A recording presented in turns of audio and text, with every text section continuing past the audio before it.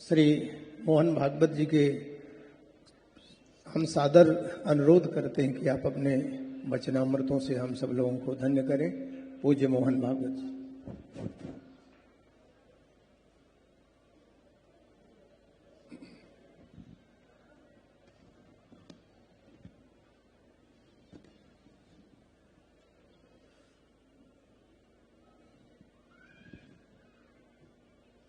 परम श्रद्धेय संत चरण, उपस्थित सज्जन, माता भगिनी, वास्तव में यहां खड़ा रह के दो शब्द बोलने की मेरी पात्रता यहां नहीं है। केवल संतों की आज्ञा है, इसलिए मैं खड़ा हूं। क्योंकि धर्म के बारे में, भक्ति के बारे में इधर उधर से सुन के पढ़ के थोड़ी सी तोता रतंत कर लेना, ये तो कर सकता हूं, लेकिन जहां भाव भक्ति अनुभूति से संपन्न महापुरुष बैठे हैं, उनके सामने इन सब बातों के बारे में कुछ बोलना, ये दुस्साहस भी होगा और ये क्षमता भी नहीं है। परंतु देश राष्ट्र का काम मैं करता हूं और हम सब जानते हैं कि हमारा राष्ट्र ही धर्म के लिए बना है। उसका निर्माण ही इसलिए हुआ कि समय समय पर दुनिया को धर्म ज्ञान से हम आलोकित करें, अपने जीवन से लोगों को ये धर्म जीवन कैसे जिया जाता है इसकी शिक्षा दे। एतद् देश प्रसूतस्य सकाशादग्र जन्मनात् स्वम स्वम चरित्रम शिक्षेरन पृथिव्याम सर्वमानवा। अपने अपने चरित्र की शिक्षा हमको देखकर दुनिया ग्रहण करे, ऐसा हमारा जीवन हो। तो बात वही है, करने की बात है। और कृति तो सबको संभव है, यंत्रवत भी हो सकती है, भाव भक्ति से भी हो सकती है। भाव भक्ति से होती है तो वो कृति मुक्ति की ओर ले जाती है। यंत्रवत होती है तो भी नुकसान नहीं है, क्योंकि एक नियम में चलते हैं तो सदा उस कृति की उन्नति ये संभव होती है। रास्ता भटकता नहीं है आदमी, इसलिए वो कृति करने की बात है। दीदी मां ने कहा थोड़ा थोड़ा कुछ करें। ये हमारा पंच परिवर्तन का जो कार्यक्रम हम आजकल बता रहे हैं, वो थोड़ा थोड़ा कुछ करने वाला ही कार्यक्रम है। हम जानते हैं, सभी संतों ने उल्लेख किया है, देश की आवश्यकता है, भेदभाव मुक्त भारत चाहिए। हिंदू समाज कभी किसी दूसरे के वीरता से, शौर्य से, बल के कारण हारा नहीं है। जब पराजय हुई तब फूट के कारण हुई, और कोई नहीं।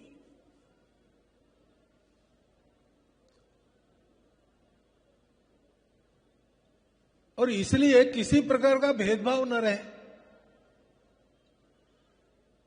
तो करना क्या है? तो आचरण से शुरू करना है। तो अपनी दोस्ती जोड़ना है। हम जहां रहते, जितना संचार करते, उसमें जो समाज रहता है उसको हम तो एक मानते हैं, पूरा हिंदू समाज एक है, लेकिन दुनिया उसमें कई प्रकार देखती है, भाषा के, जाति के, पंथ संप्रदायों के। तो दुनिया जितने प्रकार हिंदुओं के मानती है, उतने प्रकार के हिंदुओं में मेरे अपने मित्र होने चाहिए, मेरे अपने कुटुंब के मित्र कुटुंब होने चाहिए। आना जाना, उठना बैठना, खाना पीना साथ में, सुख दुख में भाग दौड़, आदि जो व्यवहार मित्रों का आपस में होता है, मेरा उन सबके साथ होना चाहिए। कार्यक्रम करेंगे, भाषण सुनेंगे, भाषण देंगे, ये तो होते रहेगा।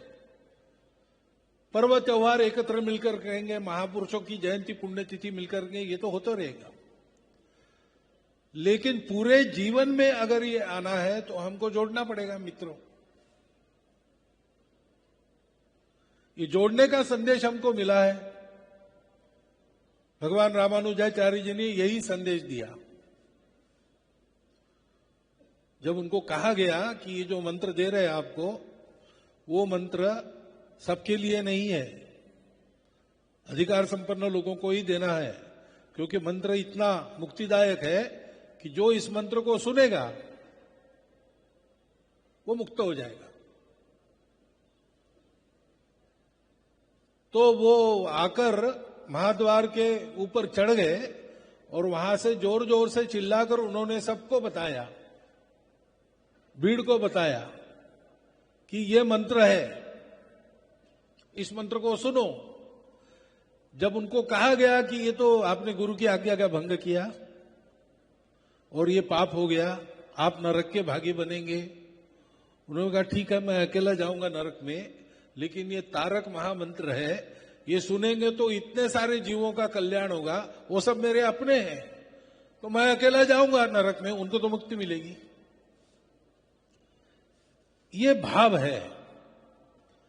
भक्ति का संदेश, समरसता का संदेश रामानुजाचार्य जी ने स्वयं के जीवन से दिया है कि अपने स्वार्थ की हानि करके भी अपनों के स्वार्थ की हानि नहीं होने देना, क्योंकि सब अपने हैं। और करने की प्रेरणा भी तभी मिलती है ना, जो पराया है, जो अपना नहीं है, उसकी चिंता करने की बुद्धि सामान्य आदमी को क्यों होगी। तो कोई अपना है, ये जब पता चलता है तो उसके लिए कुछ करने की बुद्धि भी होती है और व्यक्ति करते भी है। लेकिन सब अपने हैं, ये पता कैसे चलता है? तो सब में अपनत्व का आधार क्या है? हम सब समान कैसे भाई? समान तो दिखते तो है नहीं। बुद्धि कम ज्यादा रहती है, शक्ति कम ज्यादा रहती है, सारी बातें कम ज्यादा रहती ही हैं। समान कैसे कहेंगे? तो ये जो ऊपर की बातें है, ये ऊपर की बातें बदलती रहती है, हर जन्म में बदलती है। एक जन्म में भी परिस्थिति समान नहीं रहती। परंतु एक बात जो न बदलने वाली है, जो सब में है, ऊपर की विविधता बदलते रहती है, अंदर की एकता सदा है, पहले भी थी, आज भी है, कल भी रहेगी। उसके साथ जुड़ जाओ तो पता चलता है कि सब मेरे अपने हैं। एकांत में आत्म साधना, स्वयं को पहचानना, स्वयं के अंदर ये जो चैतन्य है, जो विश्वव्यापी है, सर्वत्र है, उसको देखना और उसी को सब में देखते हुए उनकी सेवा परोपकार में अपना जीवन लगाना। सुदामा महाराज जी का भी यही संदेश है जो उन्होंने अपने जीवन से बताया। यही समरसता का संदेश है। कुटुंब प्रबोधन भी इसी के लिए करना है। हमको अपने कुटुंब की परंपरा, अपने देश की परंपरा अगली पीढ़ी को बतानी है। हमारी परंपरा क्या है? यही हमारी परंपरा है। आत्मवत् सर्वभूतेषु मातृवत् परदारेषु परद्रव्येषु लोष्ठवत् आत्मवत् सर्वभूतेषु। ये व्यवहार हमारे संस्कृति ने सिखाया है, वही हमको अपने कुटुंब के नए बच्चों को पढ़ाना है। उसके लिए बैठना है हफ्ते में एक दिन, इन सब बातों की चर्चा करनी है, उनको प्रवृत्त करना है।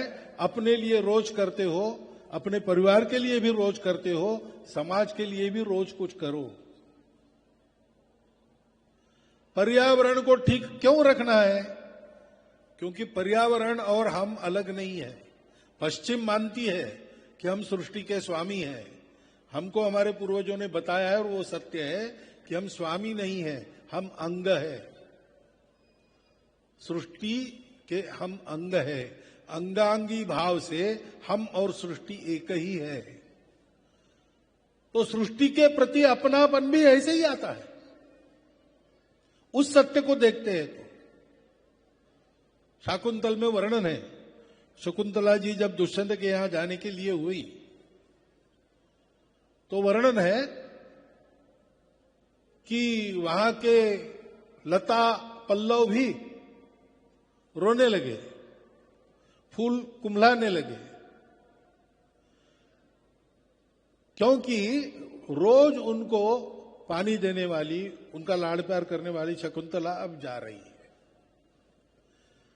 अब सृष्टि में ये चैतन्य देखना और ये संबंध देखना, ये किसकी कल्पना में आता है? जिसको ये बात मिली है, उससे जुड़ना वही भक्ति है। जुड़ने में ही भक्ति है। उस जगह जुड़ते हैं तो बाकी सब छूटते जाता है। सत्संग इसीलिए महत्वपूर्ण है। जो लोग जुड़े हैं, जिनका बाकी सब छूट गया है, उनके संगति में रहेंगे, हम भी वैसे धीरे धीरे बनेंगे। ये भक्ति महत्वपूर्ण है। काम होने के लिए ज्ञान चाहिए, कर्म चाहिए, लेकिन भक्ति के बिना ज्ञान रावण का ज्ञान हो जाता है। रावण कोई कम ज्ञानी नहीं था। और भक्ति के बिना कर्म, विक्षिप्त कर्म, पागलों का कर्म हो जाता है। ज्ञान और कर्मों का ठीक परिणाम चाहिए। अपने जीवन में शांति आनंद, दूसरों के जीवन में शांति आनंद, ये अगर अपने ज्ञान के बल पर, अपने कर्म के बल पर हमको करना है और करना ही है, तो फिर भक्ति चाहिए। और इसलिए भक्ति एक शक्ति है।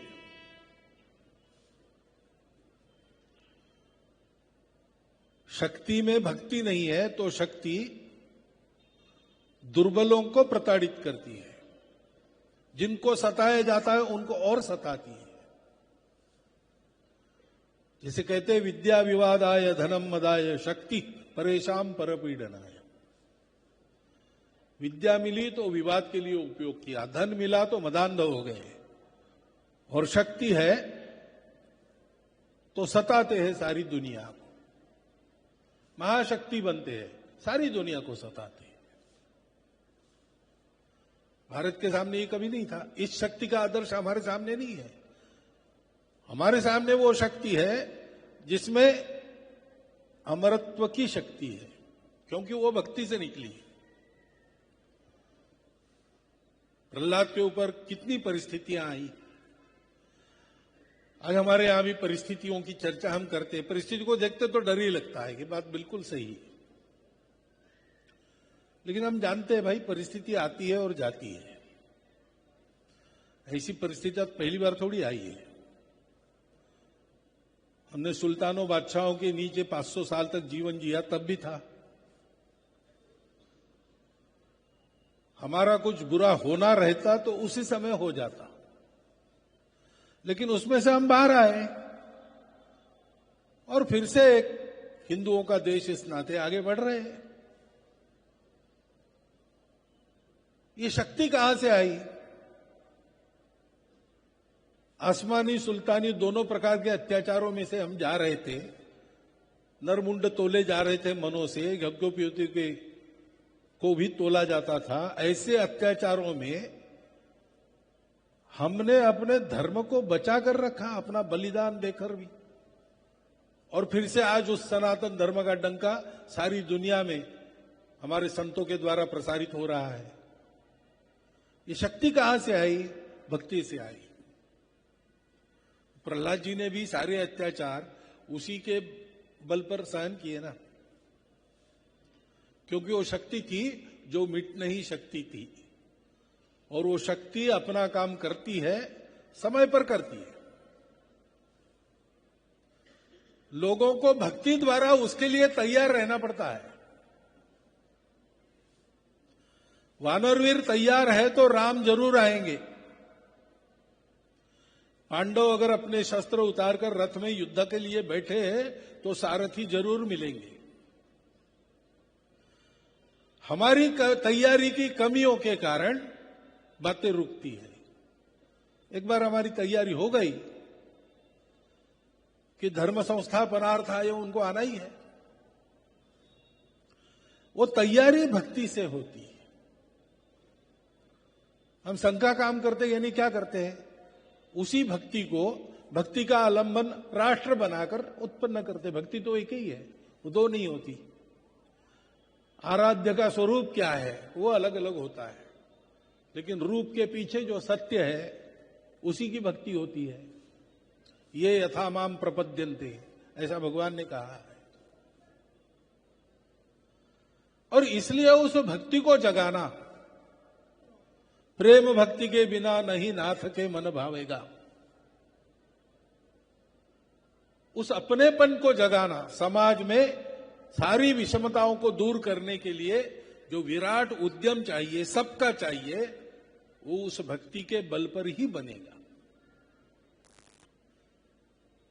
और इसलिए ऐसे भक्तिधाम जहां जहां है वहां बुलाते हैं तो सामान्यतः मैं कभी नहीं नहीं कहता। पहले से कार्यक्रम बनाओ तो फिर कोई इलाज नहीं रहता, लेकिन कोई मनुहार करनी नहीं पड़ती, क्योंकि वहां हम जाते हैं तो हमारा लाभ है उसमें। आजकल की भाषा में हमारी बैटरी चार्ज हो जाती है, क्योंकि जो हमको करना है, शक्ति जागरण का काम हमको करना है। साधना ही मुक्ति का शुभ द्वार है, शक्ति ही तो शांति का आधार है, बताया। वो शक्ति जागरण उस भक्ति से ही होता है,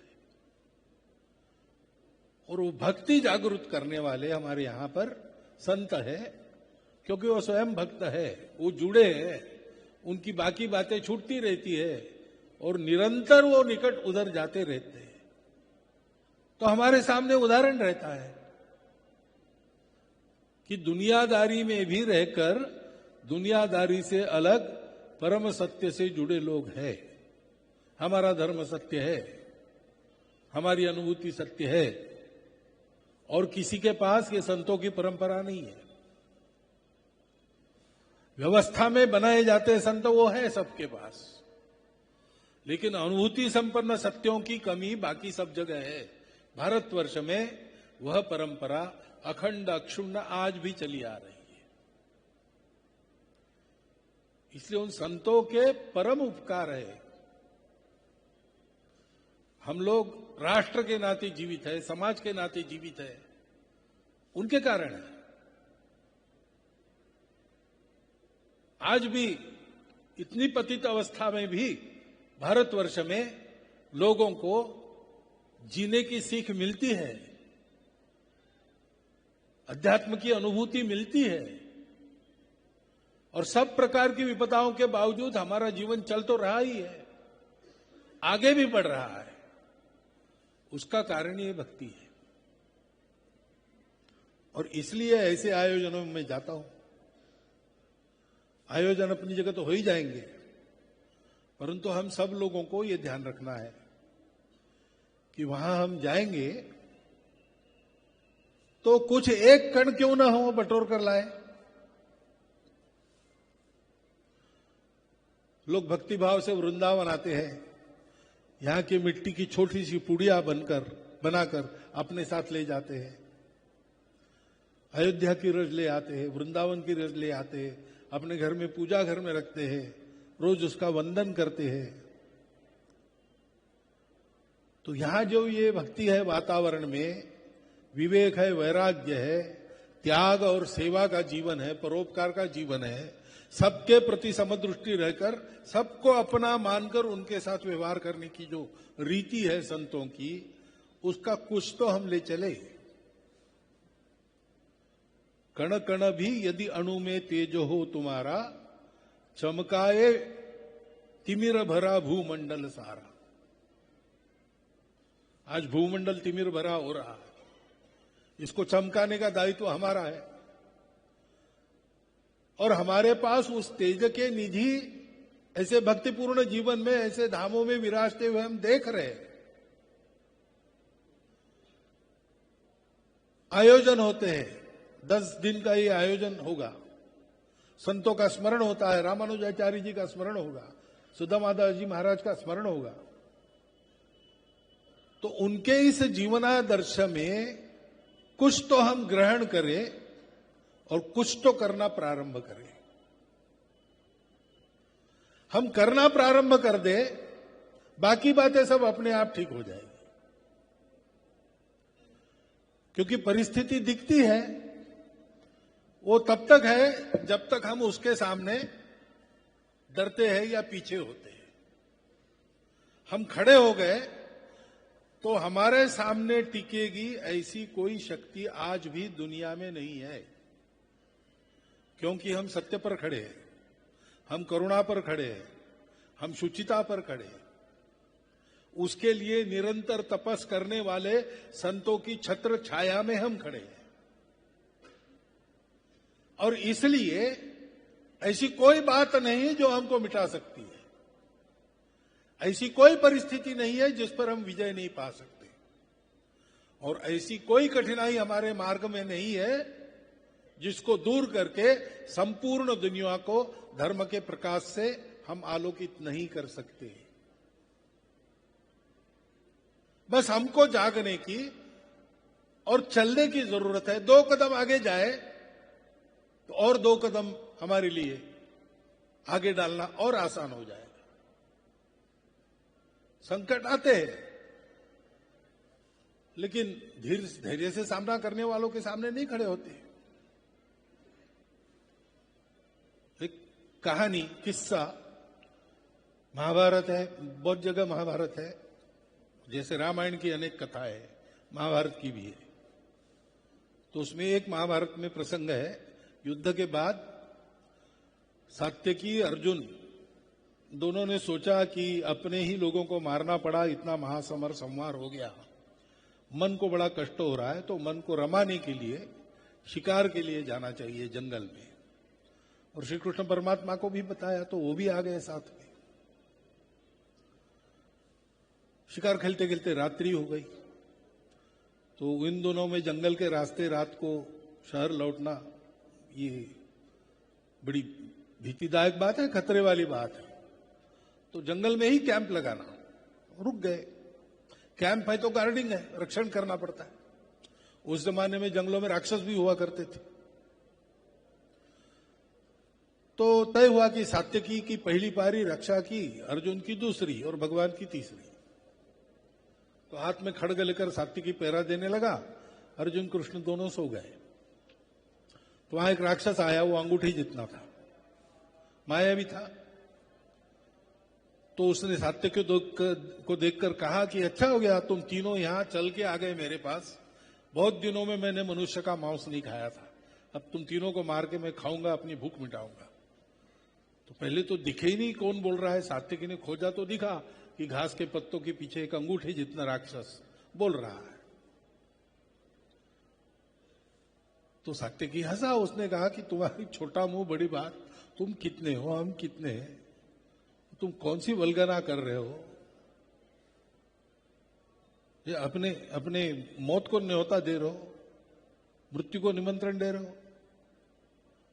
तो राक्षस ने कहा कि तुम मनुष्य की जाति हो ना, मुझोर हो तुम, अभी हुआ कुछ नहीं, तेरी मेरी कुश्ती नहीं हुई, और तुम बड़ी बात कर रहे हो कि ऐसा करेंगे वैसा करेंगे। कुछ मुंह में जितना जोर है उस समय बाहुओं में हो तो आ जाओ सामने, करो लड़ाई।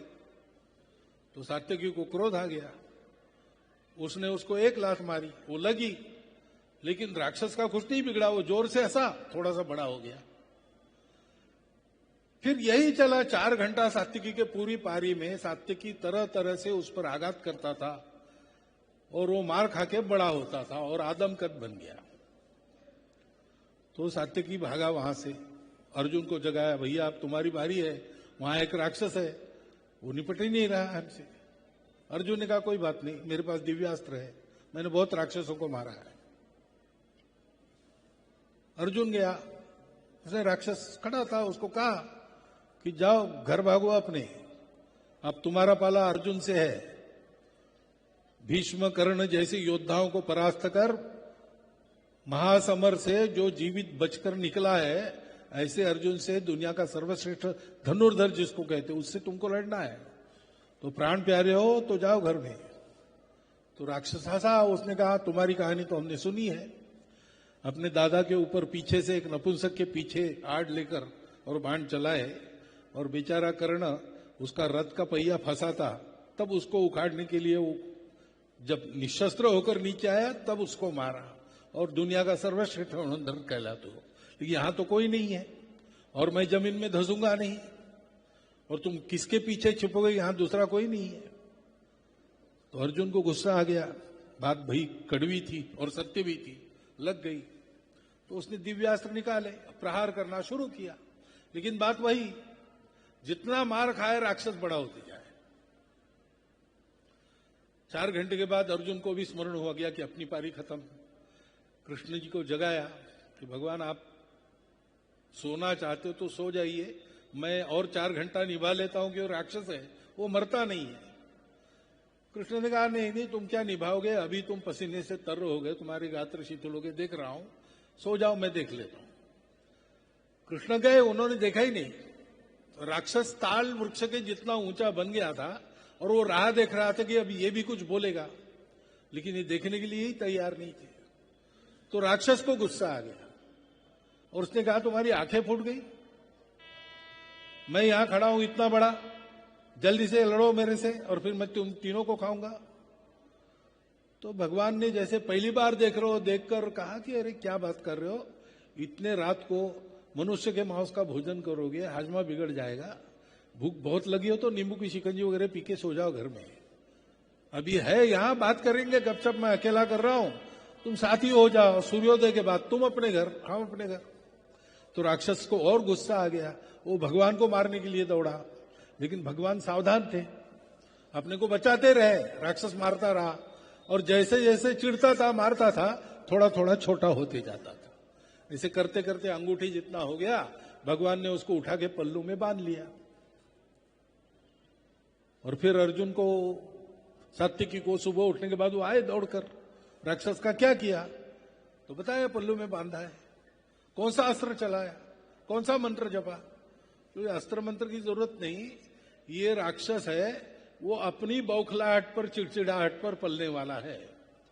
हम अगर स्थिर रहे, गंभीर रहे, संकट क्या है हमने आकलन किया, अपना बल क्या है आकलन किया, और उसके बलबूते सामना किया, तो इसको हराना तो आसान बात है, हमको कुछ करना ही नहीं पड़ता, वही अपने आप हार जाता है। आज की परिस्थिति ऐसी परिस्थिति है, इस परिस्थिति को हमने पहले भी देखा है, ये हमारा कुछ नहीं बिगाड़ सकती, लेकिन हमको जैसे तैयार होना है अभी तैयार नहीं हुए, इसलिए वो हमारे सामने नाच रही है, अंदर से खोखली हो गई है, सारी दुनिया में हार गई है, इनकी व्यर्थता दुनिया के ध्यान में आई है।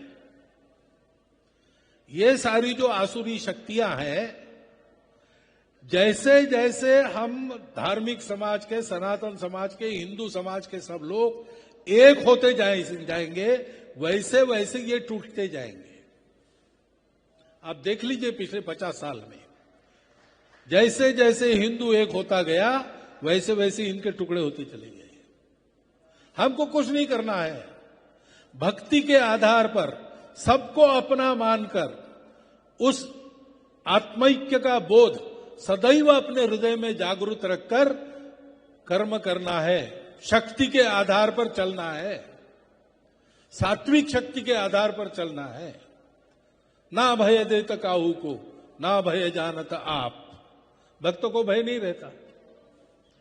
ऐसे भक्त बनना, और ऐसा भक्त बनने के लिए ऐसे आयोजनों में जाना, संतों के सत्संग को पाना और संतों के उपदेश का कम से कम उस समय जो उपदेश मिला उसका एक कण अपने आचरण में लाने का संकल्प करना और उसको पूरा करना, फिर आना, फिर अगली बात को सुनना, उसको करना। ऐसे अपने जीवन को हम बनाते चले, सबको जोड़ते चले, तो निश्चित है कि आने वाले 20-30 वर्षों में भारत विश्व गुरु बनकर संपूर्ण दुनिया को सुख शांति भरा नया जीवन देने वाला राष्ट्र बनेगा, हिंदू राष्ट्र, धर्म राष्ट्र रहेगा।